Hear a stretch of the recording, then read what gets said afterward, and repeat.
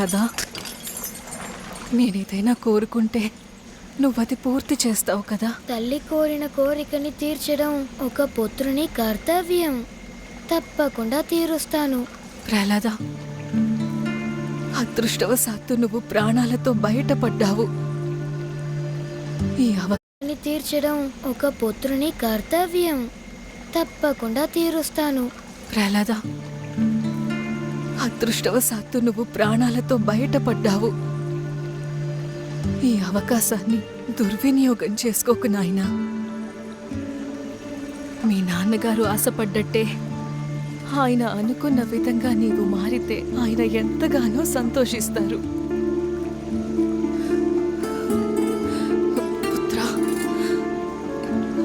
ఆ విష్ణుని విడనాడు.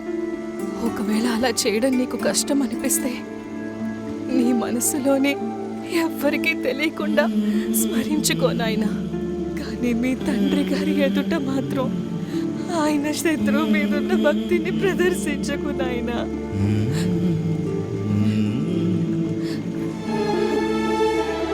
ఇప్పుడే కదా నీవు ఒక పుత్రుని ధర్మం ఏంటో నాకు చెప్పావు. మరి ఆ ధర్మాన్ని నీవు పాటించవా?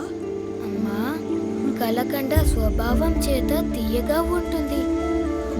ఉప్పు స్వభావం చేత ఉప్పగాను, మిరపకాయ స్వభావం చేత అవి కారంగాను ఉంటాయి. కలకండ తీయదనం, ఉప్పుదనం, మిరపకాయ కారం లాంటి వాటికి గుర్తింపుకి మూలం.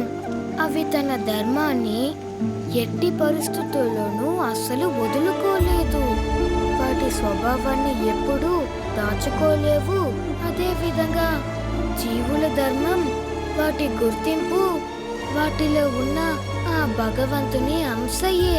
అవన్నీ ఆయన దాసులే. ఇప్పుడు మీరే చెప్పండి, నేను నా ధర్మాన్ని ఎలా వదులుకోగలను, ఎలా దాచుకోగలను? నీవెందుకు ఇలా హఠం చేస్తున్నావు? నా మాటలు ఎందుకు అర్థం చేసుకోవడం లేదు? నీవు ప్రాణాలతో ఉండాలని నేను కోరుకుంటున్నాను. నేను ప్రాణాలతో చూడాలనుకుంటున్నాను నాయనా.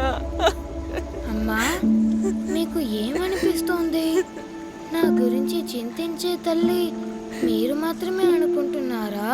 శ్రీ మహావిష్ణువు కూడా నాకు తల్లి లాంటి వారే, ఇంకా తండ్రి లాంటి వారు, నా బంధువు, నా సుఖుడు కూడా. త్వమేవ మాతా పితా త్వమేవ తమేవ బంధుష్య సఖా త్వమేవ. నా మీద మీకు ఎంత చింత ఉందో ఆయనకి కూడా అంతే ఉంది.